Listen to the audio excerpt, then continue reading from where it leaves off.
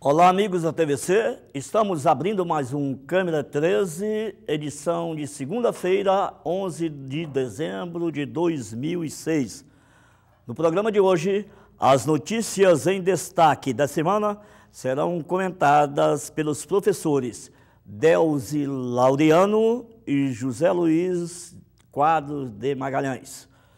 No segundo bloco, nossos convidados José Maria Rabelo e Pedro Rabelo farão um relato do que viveram e vivenciaram sob a ditadura de Pinochet.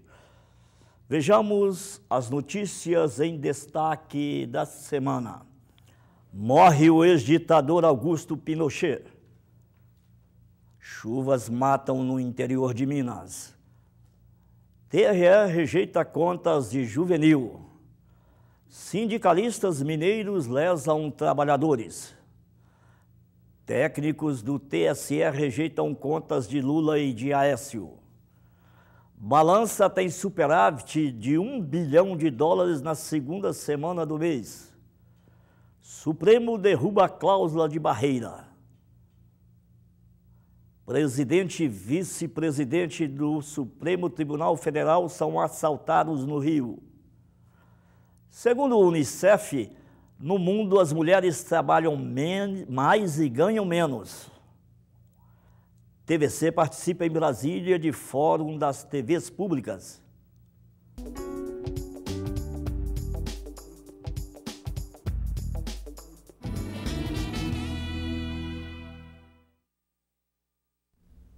Hoje, substituindo a professora Tatiana Ribeiro, que está em Brasília, nós temos o prazer de receber aqui outra professora, a Delzi Laureano.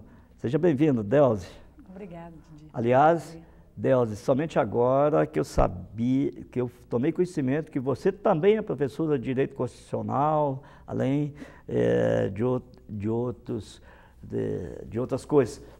Porque eu te conheci foi como romeira lá em Janaúba, ao lado às margens do rio Gurutuba, se lembra? 20 mil trabalhadores, né?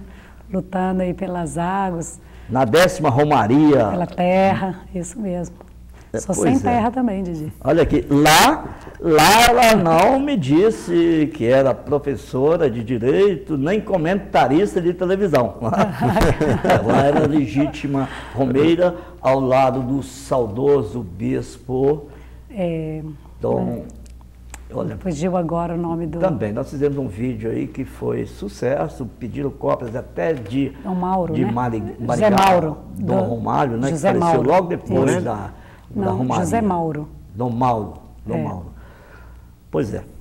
Mas vamos então às notícias em destaque de hoje. Me permita começar pelo professor José Luiz, que ele fala mais, sabe? Então a gente tem que entrar nas deixas dele. Pois é, primeiro cumprimentar a professora Delzi, né, grande companheira de luta pelos direitos humanos, tá? Além de romeira, além de professora de Direito Constitucional, Teoria do Estado, né, é uma ativista dos direitos humanos, em defesa do meio ambiente, em defesa da terra, né, é uma lutadora aí ao nosso lado aí, pelos direitos humanos. E a gente tem que começar falando brevemente, né, hoje vamos ter mais adiante um comentário aprofundado a respeito da questão da morte do Pinochet, né, mas foi para o inferno, e interessante que ele foi para o inferno no dia, ele morreu dia 10 de dezembro, que é o dia da Declaração Universal dos Direitos Humanos. Com essa declaração sua, José Luiz, eu ia reservar isso para o segundo bloco, quando teremos aqui a presença do Zé Maria Rabelo e do Pedro Rabelo, mas já que você encomendou o moço lá para o céu de cabeça para baixo, olha esta charge aí que saiu no Jornal do Brasil, da assinatura do Liberati, parece que é um seguidor seu aí, ó, mandando, está sendo recebido lá em camarote VIP pelo São Pedro lá de baixo. Pois é, e hoje nas primeiras páginas tem aqui, né, no tempo de hoje, os chilenos comemorando, né, a morte do Pinochet, e foram reprimidos pela polícia na manifestação. Né? O Estado de Minas hoje fala de um regime assassino. O Pinochet foi responsável pela morte de milhares e milhares de chilenos, né? Sem dúvida um ditador dos mais sanguinários, né, da história do mundo, e já foi tarde. Mas não é do seu tempo, né, Delze? Não, é sim. Queda do Allende. Eu, criança, já vivi aí as mazelas da ditadura, né? Mas é interessante quando nós observamos que muitos Pinochets continuam, né? E às vezes a gente não se dá conta da presença desses Pinochets e da perpetuação de um sistema que mata tantas pessoas, né? Só dá uma olhada, passar as outras notícias do dia. Comentava com o professor Zé Luiz uma questão que me preocupa muito, inclusive leciono direito agrário e direito constitucional, a questão da morte nos canaviais paulistas e que infelizmente está expandindo, por exemplo, o Triângulo Mineiro. Então, o modelo capitalista, eu não acredito que uma pessoa isolada, um Pinochet, ele faça mal para tantas pessoas. Eu acho que o Pinochet, ele representa um conjunto de interesses, de ações. Então, o Pinochet morreu, mas o sistema que mantém pessoas como o Pinochet, infelizmente, ele continua muito forte, não é, Zé? E o sistema mata Ele de várias formas, né? Destacado do sistema, mas, claro, como você bem disse, sozinho ele não... Ele foi um dos ele foi uma liderança no sistema, um sistema que vem matando de fome, vem matando de desespero, né, vem matando com a guerra há muito tempo, né? No século XIX o capitalismo matou milhões de pessoas, no século XX também matou, né, de exclusão, de miséria, de fome. E ele foi uma das lideranças, né, desse sistema que introduziu no Chile e na América Latina. O Chile foi ponta de lança ali o sistema neoliberal, né, com a Escola de Chicago, quando houve o golpe em 73, apoiado abertamente pelos Estados Unidos. Né, ele recebeu uma visita do Kissinger para parabenizá-lo pelo golpe. Né. Hoje o Estado de Minas fala em 3.000 pessoas mortas, mas eu tenho dados, né, inclusive um filme que a gente comentou aqui a semana passada, muito interessante, chama 11 de Setembro, um filme que merece ser visto, tem nas locadoras, que fala em 30.000 mortos, né, durante o regime do Pinochet. Né. Aliás, Pinochet tomou o Chile de assalto, provocando inclusive o suicídio, e não foi um ato de covardia, mas foi um ato de resistência do Allende, governo socialista eleito democraticamente.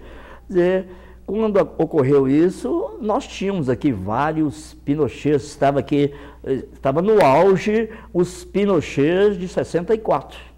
Foi época de muita repressão. Muita gente morreu nessa época. O general Médici, o general Geisel, o general Figueiredo, né, e vários outros generais. E é uma leve suspeita de que a CIA estivesse por trás disso, ou não?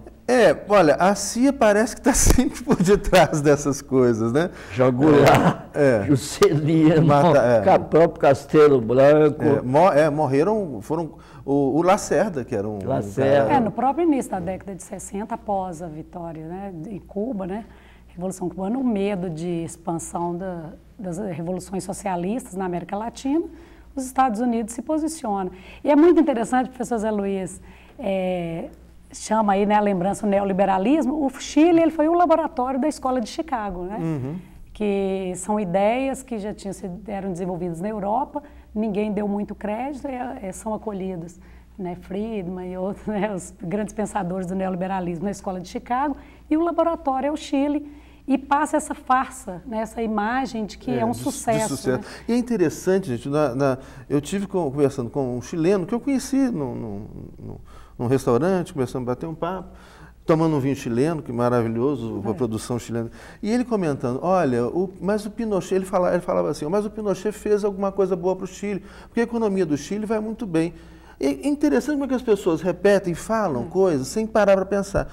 E eu falei, mas vem aqui, como é que está, mas esse sistema econômico aí, esse neoliberalismo chileno, que criou uma área de desenvolvimento, ele incluiu pessoas, o Chile eliminou a pobreza, a miséria. Ele falou, não, isso não, porque o Chile hoje tem quase 50% da população abaixo da linha de pobreza. Eu falei, então que sucesso é esse? É um sucesso para alguns. Alguns se deram bem, né? A gente até comentar, você tem ilhas de desenvolvimento, o Chile tem regiões, né, que parecem a Europa, belíssimos, mas uma exclusão escondida muito grande, uma miséria escondida muito grande, como no México, como no resto da América Latina. A Delzia mencionou Cuba.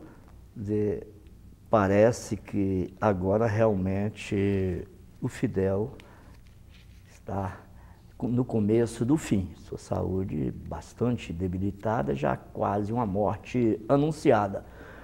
Se o Zé Luiz manda o Pinochet e o chargista liberado para o inferno, com direito a camarote VIP, por que não desejamos isso também para Fidel Castro, que com mãos de ferro governou Cuba até agora? Onde está a diferença?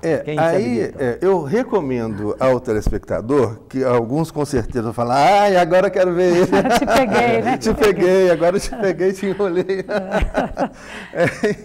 Olha, eu recomendo que abra o site da ONU, onu.org, e tem um Programa das Nações Unidas para Desenvolvimento Humano. E ali é um órgão isento, né? A ONU é integrada por diversos países, mais de 150 países, né?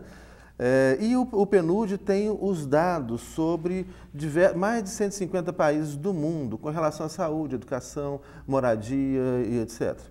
E aí, se vocês forem, entrem no site, um site isento, não é de propaganda, nem contra, nem a favor, né? Mas o site mostra o seguinte, por exemplo, você vai ver o número de enfermeiros por grupo de habitantes. Né? Vem lá países como Noruega, Canadá, e Cuba está entre os 5 primeiros do mundo. Número de médicos por grupo de habitantes. Vem lá Canadá, Suécia, e Cuba está entre os 5 primeiros do mundo. Né? Em questão de saúde preventiva, Cuba está entre os melhores do mundo. Então, é um país pobre, que vem sofrendo um bloqueio, né, que vem crescendo a um ritmo de 7% ao ano, mas dentro de uma economia híbrida, não negando um caráter autoritário do governo de Fidel, mas mostrando que ali você teve um grau de inclusão social onde todo mundo mora, come, trabalha, estuda e tem saúde, embora seja um país pobre, né, mostra que isso é possível. São coisas bem distintas, uma coisa muito diferente da outra. Você também desculpa ou perdoa o Fidel? Poderia até dizer, vocês são socialistas, então vocês defendem o regime, mas hoje, com a complexidade que se tornou a humanidade, a organização da sociedade nesse Estado moderno, eu acredito, assim, com muita convicção, que o simples fato de Cuba ela conseguir se colocar numa posição antagônica a essa forma, a esse modelo hegemônico norte-americano, principalmente depois da queda do leste europeu e que nós vemos só o islamismo, por exemplo, contrapondo de alguma forma, eu acho que Cuba cumpre um papel muito importante. Há poucos dias eu assisti na televisão, por exemplo, a Universidade Federal do Rio de Janeiro na pesquisa de biofármacos. E ele mostrando como é caro. Hoje o governo brasileiro investe muito, por exemplo, nos hemoderivados e outros medicamentos que dependem do desenvolvimento de células humanas para desenvolver esses medicamentos.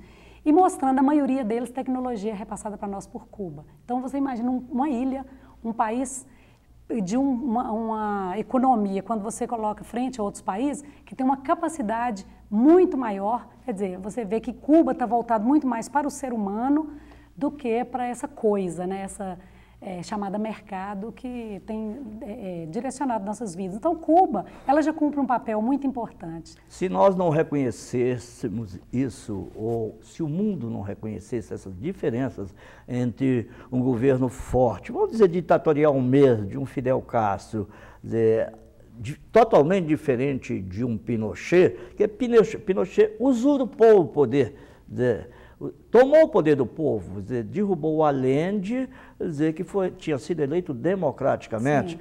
O Fidel era e é um revolucionário que derrubou uma ditadura daquelas ditaduras terríveis, e que para manter realmente Cuba em ascensão, na área de educação, na área de saúde, na área de cultura, em tantas áreas, com um bloqueio infernal do governo Bush, realmente não tinha jeito de ser diferente.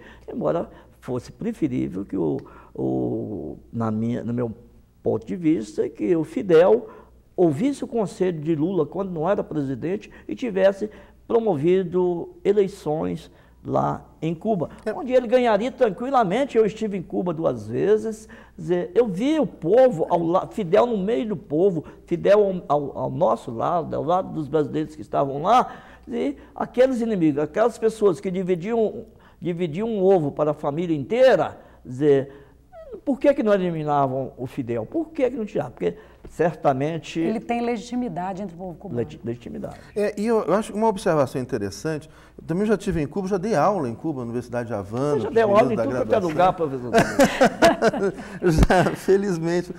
Dei aula no mestrado lá, a convite da professora Caridad Navarrete Calderón, né, que é uma senhora de mais de 70 anos, uma professora criminóloga, brilhante, né, psicóloga, teve em Serra Maestra com Che Guevara, com Fidel Castro. Né, a Caridad vem muito ao Brasil fazer palestras na área de criminologia. E o que a gente pode ver, olha, não negando, né, não existe uma sociedade perfeita, Cuba tem muitos problemas, restrições à liberdade de imprensa, né, restrições à liberdade de locomoção, isso, não vamos negar isso. Se a gente quiser criticar Cuba, nós podemos criticar Cuba pelo que efetivamente existe, mas não pelo que não é verdade. Né? E uma questão que é interessante, há eleições, você tem restrições, é um partido único, mas você pode se candidatar sem ser filiado ao partido, e há eleições que é muito interessante, que o candidato, ele pode se candidatar a deputado, ele tem que ser indicado pela comunidade em que ele mora. Então a comunidade do bairro ou do distrito indica um morador do distrito para se candidatar a deputado. E as eleições são eleições periódicas. Então, há restrições, mas restrições há em todas as partes. O representante ele está muito mais próximo à base do que um representante. Está muito mais próximo à base. Porque restrições existem em qualquer lugar. Restrições existem nos Estados Unidos, a eleição do presidente dos Estados Unidos é eleição indireta até hoje.